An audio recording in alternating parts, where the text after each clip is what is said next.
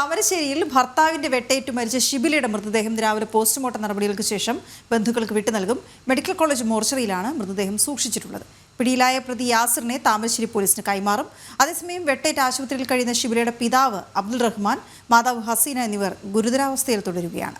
ദിസ്ന സുരേഷ് ചേരുന്നുണ്ട് വിവരങ്ങളുമായി. ദിസ്ന, ആദ്യം അറിയേണ്ടത് യാസിറിനെ ഇന്നലെ രാത്രി വൈകി പിടികൂടുമ്പോൾ അത് മെഡിക്കൽ കോളേജ് പരിസരത്ത് നിന്നാണ് എന്നുള്ളതാണ് മനസ്സിലാക്കേണ്ടത്. ഇങ്ങനെ യാസിർ എന്തിന് അവിടെ എത്തി എന്നുള്ളതും വളരെ പ്രധാനമാണ്. പ്രത്യേക മാനസികാവസ്ഥയിലുള്ള ഒരു പ്രതി കൂടിയാണ്. ഏതായാലും ഈ മനസ്സിലാക്കാൻ ഇപ്പോൾ കഴിയുന്നതനുസരിച്ചാണെങ്കിൽ ഷിബിലയുടെ മൃതദേഹം രാവിലെ പോസ്റ്റ്മോർട്ടം നടപടികൾക്ക് ശേഷം ബന്ധുക്കൾക്ക് വിട്ടു നൽകുമെന്നുള്ളത് വളരെ പ്രധാനപ്പെട്ട ഒരു കാര്യം. അതേസമയം അച്ഛൻ്റെയും അമ്മയുടെയും ഇപ്പോഴത്തെ ആരോഗ്യാവസ്ഥ എന്താണ് എന്നുള്ളത് വളരെ ഗുരുതരാവസ്ഥയിൽ തുടരുന്നു. ഈ ഷിബിലയുടെ മൃതദേഹമുള്ളതും ഈ മറ്റ് പരിക്കേറ്റവർ കഴിയുന്നതും മെഡിക്കൽ കോളേജ് ആശുപത്രിയിലാണ് എന്നിരിക്കെ മെഡിക്കൽ കോളേജ് പരിസരത്ത് നിന്നാണ് യാസിറിനെ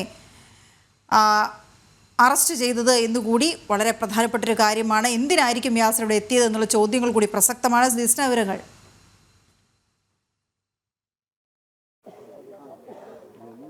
തീർച്ചയായും വീണ, ഇന്നലെയാണ് നാടിനെ നടുക്കിയ ഇത്തരത്തിലുള്ള ദാരുണമായ സംഭവം ഉണ്ടാകുന്നത്. ആ വീടാണ് നമുക്ക് സമീപം കാണുന്നത്.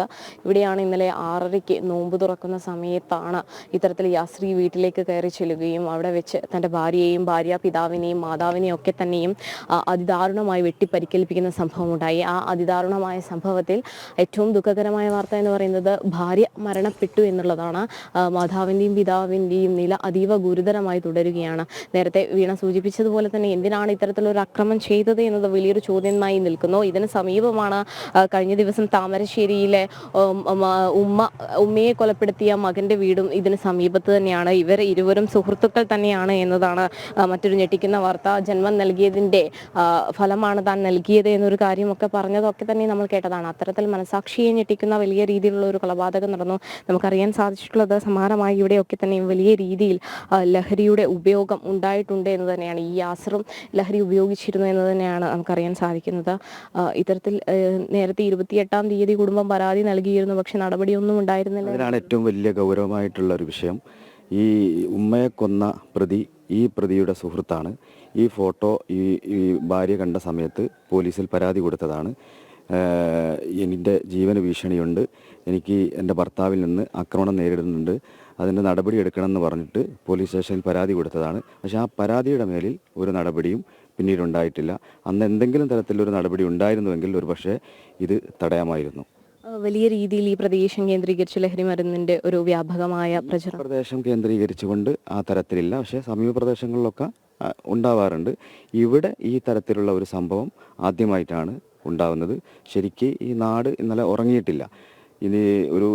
ഇന്നലെ 10 മണിയാകുമ്പം എൻ്റെ ഭാര്യ എന്നെ വിളിക്കുകയാണ്, നിങ്ങൾ എവിടെയാണ്, പെട്ടെന്ന് വീട്ടിലേക്ക് വരണമെന്ന് പറഞ്ഞു. ഒരു ജനപ്രതിനിധി എന്ന നിലയിൽ, ഒരു പൊതുപ്രവർത്തകൻ എന്ന നിലയിൽ എത്ര വൈകി കഴിഞ്ഞാലും ഇന്ന സമയത്തെ വരും എന്ന് പറഞ്ഞാൽ ഒരു പേടിയും കൂടാതെ വീട്ടിൽ കിടക്കുന്ന ആളാണ്. പക്ഷേ എല്ലാ വീട്ടിലെയും സ്ഥിതി ഇന്നലെ ഇത് തന്നെയാണ്. ഉറങ്ങാതെ കിടന്ന് അത്രക്കും ഭയാനകരമായ ക്രൂരമായിട്ടുള്ള ഒരു സംഭവമാണ് ഉണ്ടായിട്ടുള്ളത്. അതിലെടുത്ത് പറയേണ്ടത് 3 വയസ്സുള്ള കൊച്ചുമകളുടെ മുമ്പിൽ വെച്ചുകൊണ്ടാണ് ഈ പ്രതി ഈ കൃത്യം, ക്രൂരമായ രീതിയിലുള്ള ഈ ഒരു കൃത്യം ചെയ്തിട്ടുള്ളത്.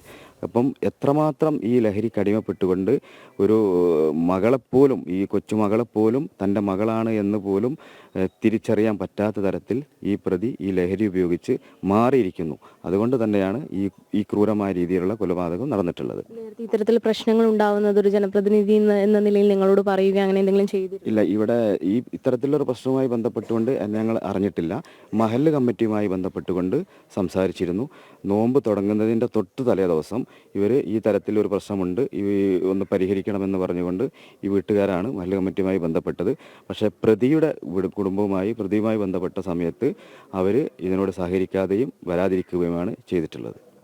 28-ാം തീയതി കൊടുത്ത ആ പരാതിക്ക് എന്തെങ്കിലും ഒരു നടപടി ഉണ്ടായിരുന്നെങ്കിൽ ഇത്തരത്തിലൊരു സംഭവം ഉണ്ടാവില്ല? തീർച്ചയായിട്ടും ഉണ്ടാവില്ലായിരുന്നു. എന്തെങ്കിലും ഒരു നടപടി ഉണ്ടായിട്ടുണ്ടെങ്കിൽ തീർച്ചയായിട്ടും. കാരണം സമീപകാലത്തായിട്ട് നമ്മൾ മനസ്സിലാക്കേണ്ടത് ഇത്തരത്തിൽ നടന്നിട്ടുള്ള ഒരുപാട് കൊലപാതകങ്ങൾ, ഈ കൊലപാതകങ്ങൾക്കൊക്കെ തന്നെ ഇരയായവർ തങ്ങൾക്ക് ജീവന് ഭീഷണിയുണ്ട് എന്ന് പറഞ്ഞുകൊണ്ട് പരാതി കൊടുക്കുകയും ആ പരാതിയിൽ ഒരു നടപടിയും ഇല്ലാത്തതിൻ്റെ പേരിലാണ് പല കൊലപാതകങ്ങളും നമ്മുടെ സംസ്ഥാനത്തിൻ്റെ പല ഭാഗങ്ങളിലും ഉണ്ടായിട്ടുള്ളത്. ആ സമാനമായ രീതിയിൽ തന്നെയാണ് ഇവിടെയും ഉണ്ടായിട്ടുള്ളത്. ചേട്ടാ, ഈ കുടുംബത്തെ നേരത്തെ അറിയുമോ? ഇല്ല, നമ്മൾ പറഞ്ഞു കേട്ടിട്ടുള്ളൂ. അപ്പോൾ ഞങ്ങൾ ഇവിടെ ഞാൻ കുറച്ച് തൊട്ടപ്പുറത്തെ പ്രദേശത്ത് ഇവിടെ വന്നതാണ്. പക്ഷേ ഇവൻ്റെ കൂട്ടുകാരും ആണ് അടിവാരത്തിന് മുമ്പ് ഉമ്മനെ വെട്ടിക്കൊന്ന് എൻ്റെ കൂട്ടുകാരനെ പ്രതിയാണ്. പോലീസിന്റെ ഒരു അനാസ്ഥ ഇതിലെങ്ങനെയാണ്? അനാസ്ഥ എന്ന് വെച്ചിട്ടുണ്ടെങ്കിൽ കേസിനെ പറ്റി നേരത്തെ കൊടുത്ത് പരാതി അന്വേഷിച്ചെങ്കിൽ ചിലപ്പോൾ തടയാമായിരുന്നു. അത് പോലീസ് എത്ര പല കേസുകളും ബന്ധപ്പെടുന്നുണ്ടായിരിക്കാം. അതുകൊണ്ട് പോലീസ് കുറച്ച് ശ്രദ്ധ കാണിച്ചിട്ടുണ്ടാവില്ല എന്ന് വിചാരിക്കുന്നു.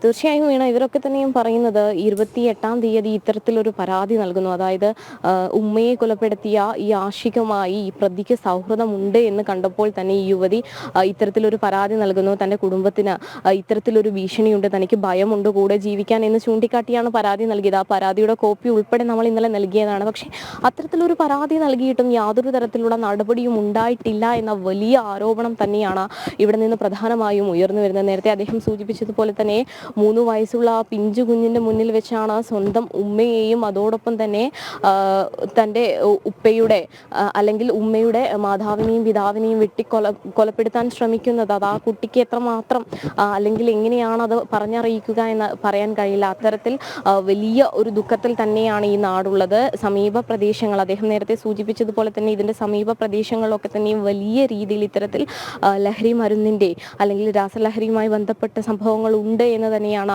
ആളുകൾ പറയുന്നത്. നിരവധി തവണ ഇവർ പരാതി കൊടുത്തു. പക്ഷേ പരാതി കൊടുത്തു കഴിഞ്ഞാൽ ഈ പരാതി കൊടുത്തവർ പ്രതിയായി മാറുന്ന ഒരു വിചിത്ര അല്ലെങ്കിൽ ഒരു കേസിലേക്ക് മാറുകയാണ്. അവരെ ഏതെങ്കിലും തരത്തിൽ കേസിൽ കൊടുക്കുന്ന ഒരു രീതിയിലേക്ക് മാറുകയാണ്. അതുകൊണ്ട് തന്നെ ഇവിടുത്തെ നാട്ടുകാർക്ക് ഈ സംഭവവുമായി ബന്ധപ്പെട്ട് പ്രതികരിക്കുവാനും പേടിയാകുന്നു എന്നൊരു കാര്യം തന്നെയാണ് പറയുന്നത്. നമ്മൾ കണ്ടതാണ്, സമാനമായ നിരവധി കേസുകളാണ് ഈ അടുത്തൊക്കെ ഉണ്ടായത്. താമരശ്ശേരിയിലെ ഷഹബാസിന്റെ കൊലപാതകം, അത് വിദ്യാർത്ഥികൾ ചേർന്ന് നടത്തുന്നു. അതോടൊപ്പം തന്നെ ഉമ്മയെ കൊലപ്പെടുത്തിയ ആഷിക്ക്, അത്തരത്തിൽ സമാനമായ നിരവധി സംഭവങ്ങൾ ഉണ്ടാകും. ഈ ഉമ്മയെ കൊലപ്പെടുത്തിയതിന് ശേഷം ആഷിക്ക് പറഞ്ഞൊരു കാര്യമുണ്ട്, അതായത് തനിക്ക് ജന്മം തന്നതിൻ്റെ ഏറ്റവും വലിയ കൂലിയാണ് താൻ നൽകിയത്. അത്തരത്തിൽ യാതൊരു തരത്തിലുള്ള ഒരു കുറ്റബോധവും ഇല്ലാതെ തന്നെയായിരുന്നു യാസിറിനെയും ഇന്നലെ മെഡിക്കൽ കോളേജ് പോലീസിന്റെ കയ്യിൽ കിട്ടിയപ്പോൾ യാസിറിന്റെ മുഖഭാവത്തിൽ നിന്ന് നമുക്ക് മനസ്സിലാക്കാൻ സാധിച്ചത് യാതൊരു തരത്തിലുള്ള വ്യത്യാസവും യാസിറിനും ഉണ്ടായിരുന്നില്ല. എന്തോ വലിയ കാര്യം ചെയ്ത പോലെ തന്നെയാണ് യാസിറും ഉണ്ടായത്. പ്രത്യേകിച്ച് ആ പ്രതിയെ പിടികൂടുന്നത് മെഡിക്കൽ കോളേജ് പാർക്കിംഗ് ഏരിയയിലാണ് എന്നുള്ളതാണ് ഏറ്റവും വലിയ ഒരു കാര്യമായി പറയുന്നത്. കാരണം ഈ പ്രതിക്ക് വേണ്ടി പോലീസ് വലിയ രീതിയിലുള്ള തെരച്ചിൽ നടത്തുന്നു. ബാലുശ്ശേരി എസ്റ്റേറ്റ് മുക്കിലെ ഒരു പെട്രോൾ പമ്പിൽ നിന്നും പ്രതി പെട്രോൾ അടിച്ചു മടങ്ങുന്നത് കണ്ടവരുണ്ട്. എന്നിട്ടും ഇയാൾ ഇവിടെ വന്ന് ഒളിച്ചു നിൽക്കുകയും പിന്നീട് നാട്ടുകാർ പ്രതിയെ പിടികൂടി പോലീസിൽ ഏൽപ്പിക്കുകയും ചെയ്യുന്നൊരു സാഹചര്യമൊക്കെ ഉണ്ടായി. എന്തായാലും വലിയ രീതിയിലുള്ള പ്രതിഷേധം തന്നെയാണ് പോലീസ് സ്റ്റേഷന് മുന്നിൽ നാട്ടുകാർ ഉയർത്തിയത്. അപ്പോഴൊക്കെ തന്നെയും പോലീസ് ഈ നാട്ടുകാരെ ഒക്കെ തന്നെയും ശാന്തരാക്കാൻ വലിയ രീതിയിൽ പരിശ്രമിച്ചു എന്നുള്ളതാണ്. എന്തായാലും ഈ വീട്, എനിക്ക് പിറകിൽ കാണുന്ന ഈ വീട്ടിൽ 3 വയസ്സുള്ള ആ കൊച്ചുമകൾ അല്ലെങ്കിൽ ആ മകൾ പിച്ചവെച്ച് നടക്കുന്ന ആ ഒരു പ്രായത്തിൽ തന്നെയാണ് ഇത്തരത്തിലുള്ളൊരു സംഭവം ഉണ്ടായിരിക്കുന്നത്. നേരത്തെ അദ്ദേഹം സൂചിപ്പിച്ചതുപോലെ തന്നെ ദാരുണമായ ഒരു സംഭവം. അതിൽ ഷിബിലി, അതായത് ആ കുട്ടിയുടെ ഉമ്മ മരിച്ചിരിക്കുന്നു.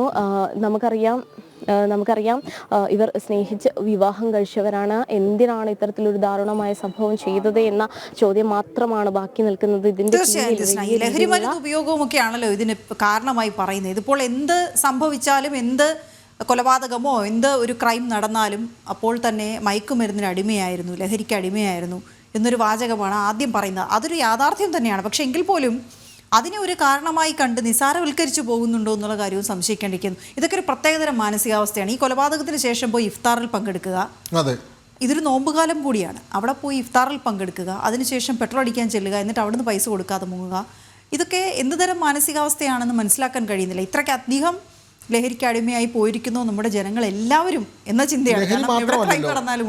ലഹരി മാത്രമല്ല, ഇപ്പോൾ പ്രായം നമ്മൾ നോക്കണം. ഇന്നലെ 12 വയസ്സുള്ള ഒരു ബാലികയാണ് ഒരു കൊച്ചു കുഞ്ഞിനെ കൊലപ്പെടുത്തിയെന്നുള്ള വളരെ ഞെട്ടിപ്പിക്കുന്ന വാർത്ത വരുന്നത്. അപ്പോൾ പ്രായമൊന്നും ഇതിനൊരു ഘടകമല്ല. മുഴുവൻ മനുഷ്യരുടെയും മാനസികാവസ്ഥ മാറിപ്പോകുന്നു എന്നുള്ളതാണ്. അത് പ്രായഭേദമുണ്ട്. കൊച്ചുകുട്ടികളുടെ മാനസികാവസ്ഥ പോലും മാറ്റമുണ്ട്. സ്നേഹം കിട്ടില്ല എന്നുള്ള ഒരു സങ്കടം കൊണ്ട് രൂപപ്പെട്ട മറ്റൊരു ക്രൂരമായ കൃത്യമാണ് ആ കുഞ്ഞ് ചെയ്തത്. അത്തരത്തിലുള്ള വാർത്തകളാണ് ദിനംപ്രതി വന്നുകൊണ്ടിരിക്കുന്നത്. ഏതായാലും ഇതിനെതിരെ ഇപ്പോൾ ഈ പ്രത്യേകിച്ച് കുട്ടികൾക്കിടയിൽ അല്ലെങ്കിൽ ക്യാമ്പസുകളിൽ കൂടി വരുന്ന ഇത്തരം ക്രിമിനൽ കൂടുതൽ പ്രശ്നങ്ങൾ ഉണ്ടായി വരുന്നതിനെതിരെയൊക്കെ സർക്കാർ എന്ത് ചെയ്യുന്നു എന്ന ചോദ്യങ്ങൾ ബാക്കി നിൽക്കുകയാണ്. എന്തെങ്കിലും ചെയ്യുന്നുണ്ടെങ്കിൽ ഞങ്ങൾ റിപ്പോർട്ട് ചെയ്യാം. പ്രത്യേക യോഗം തന്നെ മുഖ്യമന്ത്രി വിളിക്കാൻ തീരുമാനിച്ചു എന്നുള്ളതാണ് ഇന്നലെ നൽകിയ മറ്റൊരു. അതെ, ആ യോഗങ്ങൾ പലതും നമ്മൾ കണ്ടിട്ടുണ്ട്. യോഗങ്ങൾ എടുക്കുന്ന തീരുമാനങ്ങൾ നടപ്പിലാക്കുന്നത് എത്രത്തോളം എന്ന് ചിന്തിക്കുമ്പോഴാണ് നമുക്ക് ഈ പ്രശ്നങ്ങളുടെ എല്ലാം കാതലായ അതിൻ്റെ ഒരു കാരണത്തിലേക്ക് നമ്മൾ എത്തിച്ചേരുന്നത്.